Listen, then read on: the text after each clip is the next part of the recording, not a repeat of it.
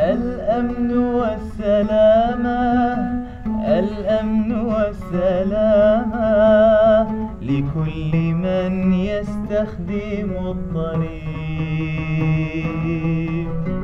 وأنت يا صديق إن كنت حينا ماشيا أو كنت حينا سائقا، لابد أن يكون شعارك المضمون الأمن والسلامة، الأمن والسلامة لكل من يستخدم الطريق.